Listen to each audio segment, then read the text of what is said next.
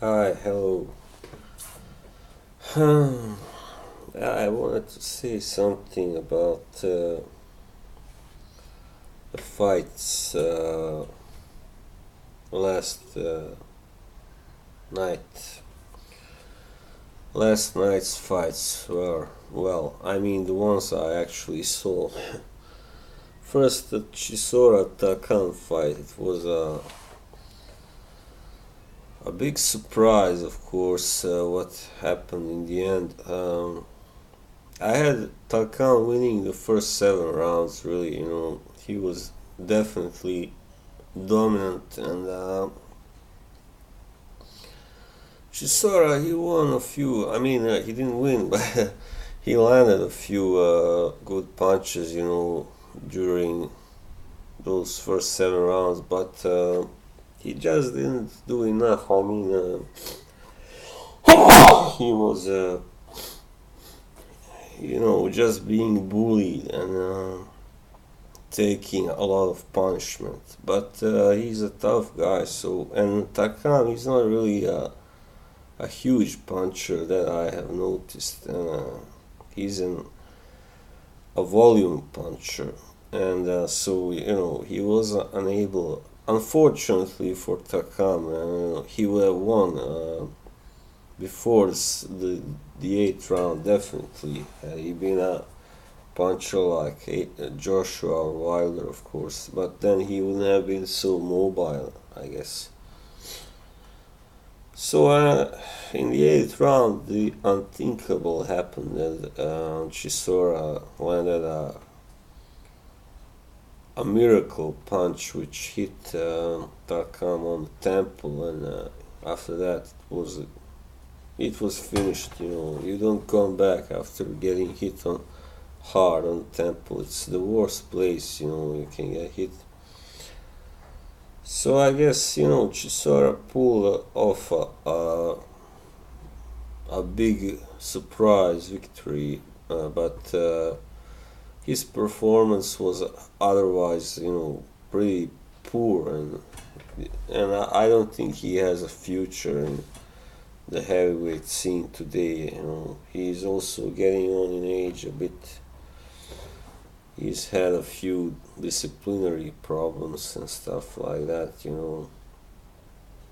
And always struggling to stay in shape.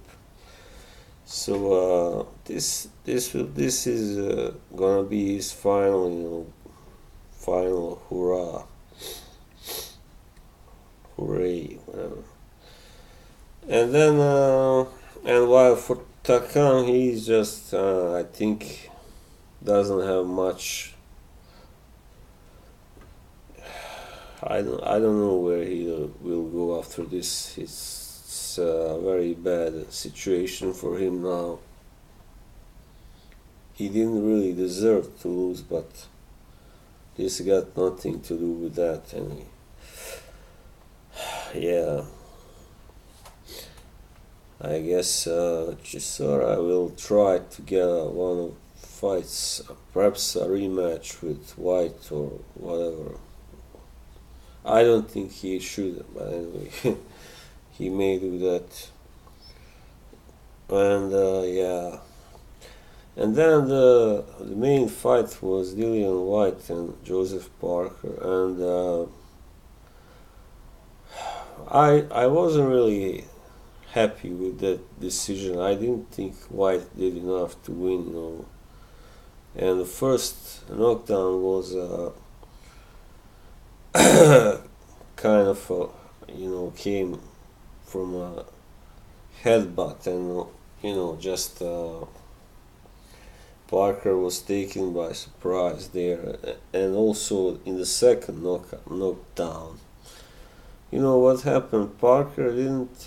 He was better, in the early going, and then in the sixth round he seemed to take a break, and it looked like something was wrong with his stamina, but he came back strong in the last 2 rounds, and I still think he won he won the fight really, and he definitely didn't deserve to lose it because he was the better boxer and he landed. I mean,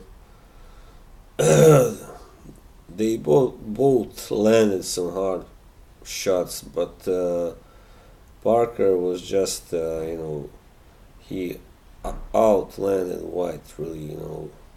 He did get caught with some counters. Sometimes he was too reckless rushing in, and that's how he was knocked down in the ninth round. But he showed a tremendous chin and recuperative powers because he bounced back right away. He just got up and went back at it like nothing. But of course he was in England, so how could he get the decision when he was down twice? No way. I mean, and the fight was kind of close, but I didn't give. I couldn't give Whyte more than 4 rounds. Actually, this may sound kind of ludicrous to you, but I just couldn't give him more than 4 or maybe 5 at best, because he fought very dirty also, Dillian Whyte, and that I didn't like. He was constantly grabbing Parker like this, like over the head, and that's how he fights, but I don't think that will help him against guys like, Wilder or Gerald Miller. Those are big guys. You just cannot do that to them that much anyway. So the problem with Parker, as I said before, he's got some power, of course, but it's not really concussive power, and in the end he came close to stopping Whyte, but he landed some really good shots. He landed a lot of shots on him before he knocked him down, And of course, Whyte is a very big guy. I mean, he's heavy and he's got a big frame, of course, huge frame. So he's not that easy to knock down. He was only knocked down, of course, before that by Joshua and out.